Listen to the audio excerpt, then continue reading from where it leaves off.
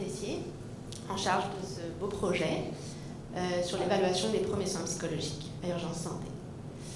Donc le programme des premiers soins psychologiques, il faut savoir que ça s'inclut dans un plus gros programme à Urgence Santé qui est le programme de prévention en santé psychologique au travail. Puis nous, on s'intéresse à la partie secondaire, c'est-à-dire après un événement, qu'est-ce qu'on fait? Puis c'est un programme qui a été implanté par la psychologue de l'organisation, Madame Josée Coulon. Le protocole d'étude, excusez-moi, je n'ai pas l'habitude de parler avec un micro. Le protocole d'étude, il a deux volets. Le volet d'évaluation de l'efficacité avec des données objectives, c'est là qu'on prend le CR dont on a parlé tout de suite, et un volet d'évaluation de l'implantation puis de la satisfaction plus subjective. L'évaluation de l'implantation, qu'est-ce que ça implique? On va aller analyser les documents qui ont été créés ici, c'est-à-dire quelle formation ont reçu les pères aidants, est-ce que la formation qu'ils ont reçue à Urgence Santé est comme conforme au modèle théorique des premiers soins psychologiques qui a été développé par les auteurs à la base. Ensuite, on va faire passer des questionnaires aux pères aidants pour savoir, ok, la formation que vous avez eue, est-ce que c'est vraiment ça que vous faites au quotidien avec vos collègues en difficulté? Et on va regarder les différentes... Ok, on va regarder parce qu'il faut savoir que le programme des premiers soins psychologiques, ça repose sur 8 actions qu'on essaye de passer pendant l'intervention. Donc on va regarder est-ce que c'est bien les 8 actions qui sont développées à chaque intervention. Pour s'assurer que ce qu'on implante, puis ce qu'on évalue par la suite, c'est bien le modèle des premiers soins psychologiques, c'est bien ça qui est implanté ici. Puis au niveau de la satisfaction plus subjective des employés, c'est bien d'avoir des outils objectifs, mais ça nous intéresse d'avoir le ressenti des personnes qui vont recevoir les soins. Donc on va faire des entrevues semi-dirigées, c'est-à-dire c'est des questions qui laissent la place au développement personnel. Au niveau des pères aidants, ça c'est plus pour le volet implantation, savoir selon les pères aidants comment ça se passe, c'est quoi les facteurs favorables à l'implantation de ce programme, c'est quoi les choses qui seraient encore à améliorer. Puis au niveau des bénéficiaires de ce programme, la même chose, c'est quoi que vous appréciez dans ce programme-là, c'est quoi qui a été plus difficile, c'est quoi que vous auriez besoin en plus. C'est ça. Au niveau de l'évaluation de l'efficacité, ça va se passer en 2 phases. La première phase, c'est une évaluation des conditions de base, c'est-à-dire qu'on va essayer de recruter le plus de paramédics, le plus de RMU, de superviseurs terrain possible, pour avoir comme leur niveau de base. On va faire passer quelques questionnaires, ça prend comme 10 minutes. Puis, on va les laisser retourner sur le terrain et on sait que certains d'entre eux vont être exposés à des événements à stress élevé, puis certains d'entre eux vont demander un soutien psychologique. Donc, à l'exclusion des personnes qui vont être vraiment en grande détresse après être exposées à un événement, qui eux vont être exclus de la recherche parce que la priorité, c'est évidemment leur santé. Là. Mais les autres personnes qui ont demandé un soutien, on va les randomiser. C'est ça le CR, c'est-à-dire qu'on va utiliser un logiciel. Quand ils vont demander un soutien, ils vont appeler leur gestionnaire. Les gestionnaires vont appeler les gens du centre de recherche, à savoir moi et une collègue. Puis nous, on a un logiciel qui nous permet de randomiser les personnes. C'est-à-dire, telle personne va aller dans le groupe A ou dans le groupe B, aléatoirement. Ce n'est pas nous qui décidons, ce n'est pas le gestionnaire qui décide. Ça permet l'objectivité des résultats. Donc les 2 groupes, qu'est-ce que c'est? C'est ça. Le premier groupe, c'est OK, tu vas appeler un père aidant. Et l'autre groupe, c'est tu vas leur donner le soutien usuel. Le soutien usuel, ça veut dire que la psychologue va les contacter dans les 24-48 heures après l'événement, après la demande d'aide, qu'on va leur donner des références du programme d'aide aux employés et que le CET, c'est nous, c'est le Centre d'études sur le trauma, on va les monitorer à 4 reprises. Donc c'est comme un suivi. Ils ont ça. C'est un suivi serré aussi.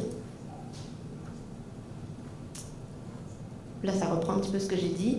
Il faut savoir que les personnes qui vont être dans le soutien usuel, ils pourront avoir accès à un père aidant s'ils le souhaitent 1 mois après l'événement. Puis si vraiment la personne a accepté dans un premier temps la phase 1 de participer à l'étude, mais qu'elle veut absolument un père aidant, puis c'est pas le groupe auquel elle a été attribuée, on va pouvoir lui donner un père aidant, on va juste l'exclure de l'étude, puis elle suivra C'est ça. Et le questionnaire, donc je vous disais, il y a 4 temps de mesure. On va regarder 3 jours après l'événement comment ça se passe, sa santé psychologique, 1 semaine après l'événement, 1 mois après l'événement, puis 3 mois après l'événement. Parce qu'on veut voir c'est l'impact que ça a évidemment dans les premières heures, les premiers jours, mais est-ce que cet impact positif perdure dans le temps? ça reprend un petit peu ce que j'ai dit. Donc la condition de base avec un questionnaire de 10 minutes plus le formulaire de consentement, ça prendrait quand même 15 minutes. Un événement arrive, puis on va mesurer à 4 reprises les symptômes post-traumatiques. Je vous ai mis comme un peu la liste des questionnaires. Mais c'est ça, ça mesure le stress post-traumatique, s'il y a des symptômes dépressifs, s'il y a des symptômes anxieux, s'il y a la consommation d'alcool, de drogue qui augmente, une donnée biologique sur le rythme cardiaque et des données sur l'absentéisme. Une fois qu'on a évalué l'efficacité, une fois qu'on a évalué l'implantation puis la satisfaction subjective, on va analyser tout ça et on va publier les résultats. Donc, comme on l'a dit, c'est le cas de ma thèse. Donc, les résultats vont être publiés dans ma thèse, mais ça va faire l'objet d'articles scientifiques publiés dans des revues scientifiques en psychologie. Et surtout, on va évidemment énoncer les recommandations à Urgence Santé. L'objectif premier, finalement, c'est de démontrer à Urgence Santé ce que vous faites, c'est bien sur tel et tel point. Ce qui serait à améliorer pour que ce soit encore mieux, c'est tel domaine, tel domaine, tel domaine. Puis si on peut développer cette approche-là en formant plus de pères aidants à Urgence Santé, mais en faisant en sorte que d'autres organisations s'inspirent de ce modèle puis répliquent ce modèle, c'est ça qu'on souhaite. C'est pas juste scientifique, c'est aussi une dimension clinique qu'on veut.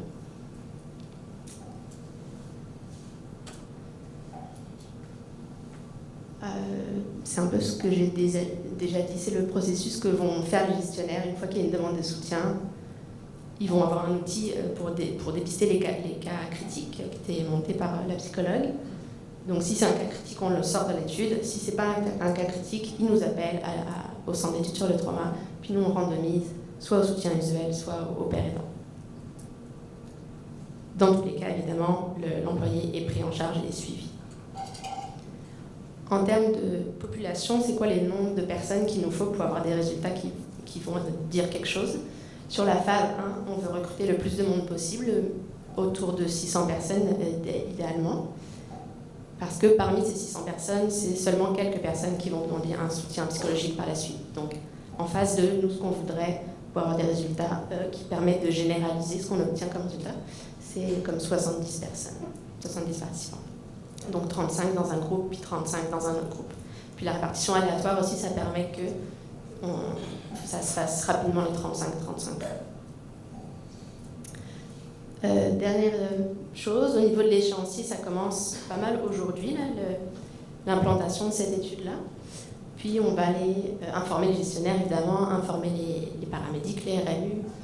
On a monté une capsule vidéo. Il va y avoir des kiosques qui vont avoir lieu dans chaque centre opérationnel. Puis ce qu'on souhaiterait, c'est que l'étude se développe, le gros de l'étude soit fait pour qu'à octobre 2020, dans un an, on ait les premiers résultats préliminaires, puis qu'on puisse revenir à la journée scientifique, puis vous présenter les résultats de l'étude. Les chercheurs, c'est moi et mon directeur de recherche, Lise Prion, à qui je vais céder la parole. Merci beaucoup.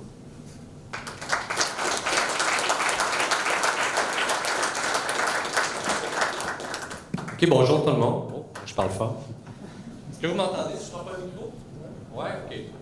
En fait, ce que j'ai envie de vous dire, c'est j'ai envie que tout le monde s'applaudisse ici. Je veux vraiment vous féliciter.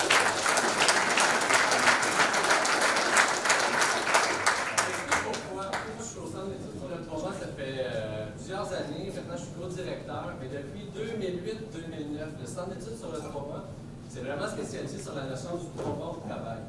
Ça fait plusieurs années qu'on va dans plusieurs organisations, qu'on va à la CNESST, qu'on dit aux gens, le PAE, le débriefing psychologique, c'était pas la meilleure chose à faire dans le vie. Sauf que les milieux organisationnels, ils se disent, ouais, mais on fait quoi à la place, puis qu'est-ce qu'on peut faire qui ne sera pas trop lourd, qui ne sera pas trop difficile, qui va être facilement implantable.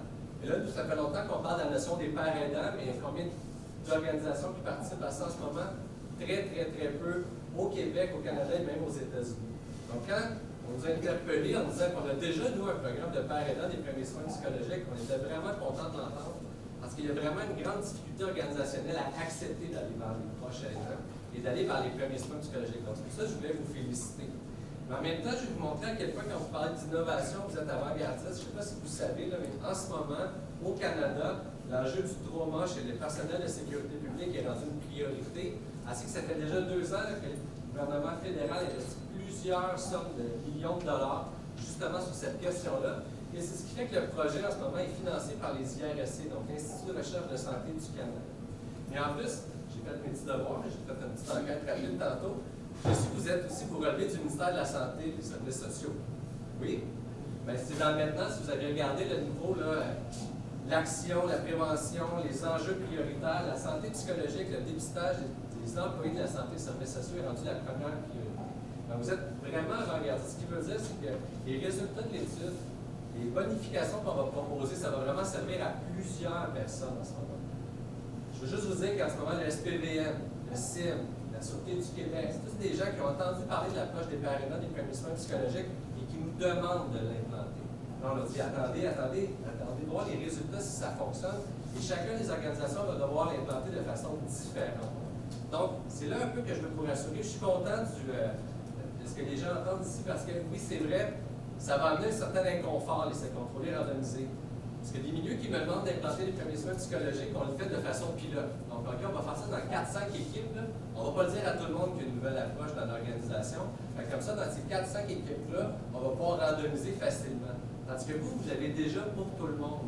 Donc, c'est sûr, pendant que le temps de la recherche, dire, bien là, on va avoir le choix d'avoir un père aidant ou le soutien usuel qui est le PAE, puis j'ai entendu qu'il n'y avait pas très bonne presse.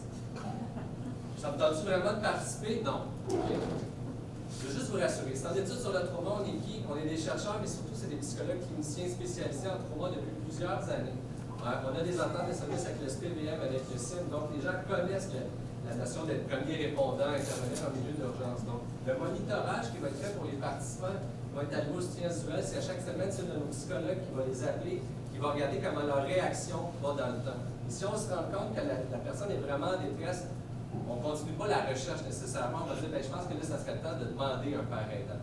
Par la suite, on va pouvoir voir l'efficacité de ça. Donc, je vais vraiment vous rassurer au niveau sans études sur le trauma, on est qui.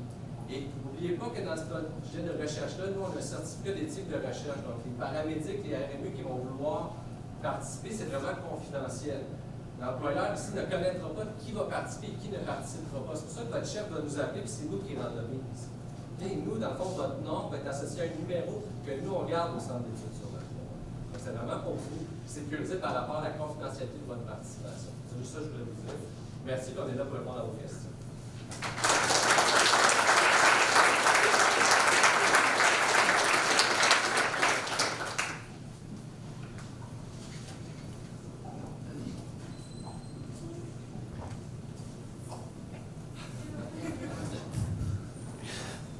Donc, on invite les questions.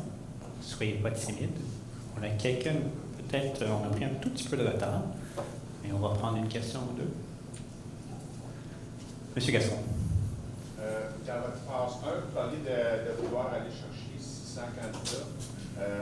Est-ce que c'est 600 fermes avant de passer à la phase 2? Ou est-ce que la phase 1 elle a une date prédéterminée, que vous allez prendre le nombre nécessaire? Puis pour ce qui est de la phase 2, est-ce que c'est la date qui est la fin de la recherche ou est-ce que c'est le nombre de candidats que vous allez avoir évalué en phase 2 qui va faire arrêter la recherche? En fait, on n'est pas... Merci, là, on a l'expérience maintenant d'avoir fait dans plusieurs organisations ce genre de début. Le 600 qu'on vous parle au début, c'est vraiment l'objectif qu'on voudrait aller chercher 600 paramédics RMU qui nous donnent un baseline. Mais si on en a 400, on va quand même continuer l'étude. Donc, au fur et à mesure qu'on a des formulaires de consentement, des gens qui ont répondu leur baseline, eux déjà sont éligibles à participer à la recherche. Donc, on n'attend pas qu'il y en ait 600. Donc, si on a juste 10 personnes, la semaine prochaine, il y a une personne qui demande de l'aide, elle va pouvoir continuer à la phase 2. Donc, la phase 1 et la phase 2 vont se faire de façon simultanée. Et c'est vraiment des chiffres pour aller chercher le maximum de puissance statistique dans nos analyses. Mais à mesure qu'on va avoir suffisamment de données, nous, on va tout le temps faire des analyses préliminaires. Et si on commence à détecter des effets avec un seuil minimal, un seuil besoin de moins de 70 participants, par exemple, à la phase 2, on va quand même dire, OK, finalement, les résultats montrent une certaine efficacité, on n'a pas besoin de recruter plus de gens que ça. C'est vraiment, on vous montre les chiffres qu'on essaie d'atteindre le plus possible, mais ça se pourrait qu'avant, on puisse détecter des résultats, comme ça se pourrait aussi que ça nous entraîne plus. Mais là, on va être positif en matin. Ouais. Comment allez-vous déterminer qu'est-ce qu'un événement critique d'un autre qui n'est pas critique pour garder l'objectivité, pour comparer les mêmes pommes? Tu ne pas, là, ça demeure. Oui. Actuellement, ce qui se fait, ce sont les déclarations d'incidents à stresser. On va prendre la même chose. C'est-à-dire que ce n'est pas un élément subjectif, objectif dans le sens où ça, c'est un événement à stress élevé et l'autre ne l'est pas. Actuellement, on va prendre la même formule. Actuellement, sur le terrain, les gens qui font un appel difficile déclarent l'appel et à ce moment-là peuvent demander un pareil. On va prendre la même voie. Est-ce que ça répond? Pas tout à fait. Comment vous allez déterminer que lui, il est plus critique, je l'exclus de l'étude, et lui, je le garde? Il y a l'outil de détection. Ça se fait déjà actuellement. Même si on n'est pas en mode recherche. Quelqu'un, par exemple, qui ne va vraiment pas bien, qui montre des signes de détresse alarmants, les chefs m'en parlent et moi, je les rencontre. Donc, même des fois, ils vont pouvoir un aidant. Et on va utiliser la même chose, c'est-à-dire qu'il va y avoir une sélection.